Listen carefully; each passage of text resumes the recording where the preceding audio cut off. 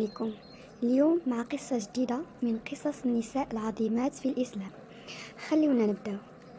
اليوم غادي نحكيو قصة أول امرأة آمنت بالنبي صلى الله عليه وسلم. المرأة اللي كانت سند ليه في أصعب اللحظات هي السيدة خديجة بنت خويلد رضي الله عنها. خديجة رضي الله عنها زادت في مكة وسط قبيلة قريش في بيت معروف بالشرف والمال والتجارة. كان أبوها خويلد بن أسد من كبار قريش، وكان عنده مكانة كبيرة بين الناس. من صغرها كانت خديجة معروفة بالعقل والحياء والصدق والطهارة، حتى كانوا الناس كينادوها بلقب الطاهرة، حيث ما كانتش كتدخل في العادات الخايبة اللي كانت منتشرة في ذاك الوقت.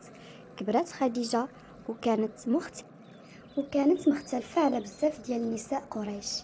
ما كانتش غير جميلة، ولكن كانت ذكية قوية في الشخصية وعندها حسن التدبير. تزوجات في شبابها، ولكن مات الزوج ديالها وخلى ليها مال وتجارة. من بعد زوجات مرة تانية وتوفى حتى الزوج الثاني، وبقات خديجة أرملة، ولكن عندها مال كبير وتجارة واسعة. في ذاك الوقت كانت خديجة من أغنى نساء قريش، وكانت كتخدم في التجارة. كانت كتبعث القوافل ديالها للشام واليمن، وكتعطي المال للتجار باش يخدموا به ويرجعوا بالأرباح. ولكن رغم المال ديالها كانت معروفة بالخير والكرم ومساعدة المحتاجين. في واحد الوقت كانت خديجة كتقلب على واحد تاجر أمين صادق وما يكذبش وما يخونش في الأمانة. سمعت على شاف مكة اسم محمد بن عبد الله، كان الناس كيعرفوه بلقب الصادق الأمين. ما كانش كيعبد الأصنام، وما كانش كيكذب، وما كانش كيدخل في المشاكل. قررت خديجة تعطيه المال ديالها وتخليه يسافر بقافلة ديالها للشام باش يتاجر ليها، ومشى معاه حتى واحد الخادم ديالها اسمه ميسرة باش يعاونوه ويراقب التجارة. سافر النبي صلى الله عليه وسلم، وكان في هذاك السفر أمين وصادق، وما دار حتى شي غش ولا خيانة. رجعت القافلة وربحت خديجة أرباح كبيرة ما عمرها شافت بحالها. ميسرة حكى لها على الأخلاق ديال محمد صلى الله عليه وسلم، حكى لها على الصدق ديالو وعلى الحياء ديالو وعلى الطريقة الزوينة اللي كان كيعامل بها الناس. من داك الساعة دخل حب واحترام محمد صلى الله عليه وسلم لقلب خديجة. خديجة كانت عندها 40 سنة تقريبا، ومحمد صلى الله عليه وسلم كان عنده 25 سنة. ورغم أنها كانت غنية وجميلة بزاف ديال الرجال قريش طلبوا يدها، ولكن كانت كترفضهم. ولكن منين عرفت أخلاق ديال محمد صلى الله عليه وسلم حسات أنه هو الرجل المناسب. بعثت له رسالة بطريقة محترمة وعرضت عليه الزواج. النبي صلى الله عليه وسلم وافق وكلم أعمامه ومشاو يخطبوا خديجة، وتزوج النبي صلى الله عليه وسلم بخديجة. وكان زواج مبارك مبني على الحب والاحترام والرحمة. عاش النبي صلى الله عليه وسلم مع خديجة حياة هادئة وسعيدة، ما تزوج لها حتى وحدة في حياتها. كانت خديجة كتعامله بحب كبير وكتسانده في كل حاجة. رزقهم الله سبحانه وتعالى بعدة أولاد: القاسم وعبد الله وزينب ورقية وأم كلثوم وفاطمة رضي الله عنهم. كان بيتهم مليان بالرحمة والحنان. منين بلغ النبي صلى الله عليه وسلم 40 سنة كان كيحب العزلة وكيطلع لغار حراء يتفكر في خلق الله ويعبد ربه. في واحد الليلة نزل عليه جبريل عليه السلام وقال له: اقرأ.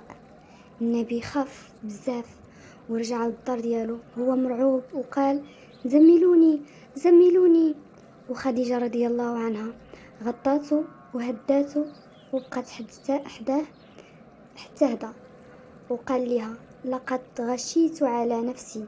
وهنا بان المعدن ديال خديجة الحقيقي، ما خافتش وما شكاتش فيه بل قالت له كلمات عظيمة: كلا والله ما يخزيك الله أبدا، إنك لتصل الرحم وتحمل الكل وتكسب المعدوم وتعين على نوائب الحق. يعني انت انسان طيب، كتعاون الناس وكتكرم الضيف وكتدير الخير، وربي ما يمكنش يضيعك. كانت اول وحده امنت به وصدقاته بلا تردد. منين بدا النبي صلى الله عليه وسلم يدعو الناس للاسلام، وقفات خديجه معه بكل قوه، عطاته المال ديالها، وقفات حداه نفسيا ومعنويا. منين كانوا قريش كيأديو النبي صلى الله عليه وسلم كانت كتخفف عليه، ومنين كان كيرجع مهموم كانت كتواسيه دائما، كيلقاها في الجنب ديالها، عمرها خلاته. دازت سنوات والدعوة كتلقى صعوبات كبيرة. قريش حاصروا النبي صلى الله عليه وسلم والأصحاب ديالو، وبقاو مدة طويلة في الحصار كيعانيو من الجوع والتعب. خديجة رغم السن ديالها الكبير بقات صابرة مع النبي صلى الله عليه وسلم وتحملت الجوع والتعب معه. من بعد ما تسالى الحصار مرضات خديجة رضي الله عنها وماتت في مكة بعد حياة كلها صبر وإيمان وتضحية، وكان عمرها تقريبا 65 سنة. تأثر النبي صلى الله عليه وسلم بزاف بالوفاة ديالها، حتى سمى داك العام عام الحزن، حيث ماتت خديجة ومات حتى أبو طالب.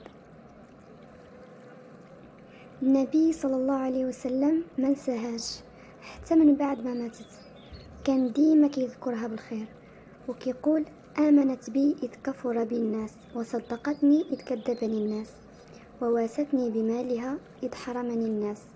وكان من كيذبح شي شات كيبعت منها للصديقات ديال خديجة وفاء ليها. خديجة رضي الله عنها ما كانتش غير زوجة للنبي صلى الله عليه وسلم، كانت سند وصديقة ومؤمنة صادقة. علمتنا أن الزوجة الصالحة تقدر تغير حياة زوجها للأحسن، وعلمتنا أن الإيمان الحقيقي كيبان في وقت الشدة ماشي غير وقت الراحة. وهكذا كانت قصة السيدة خديجة رضي الله عنها أول أم للمؤمنين وأول من آمن بالنبي صلى الله عليه وسلم. نتلقوا في قصة جديدة إن شاء الله. السلام عليكم ورحمة الله وبركاته.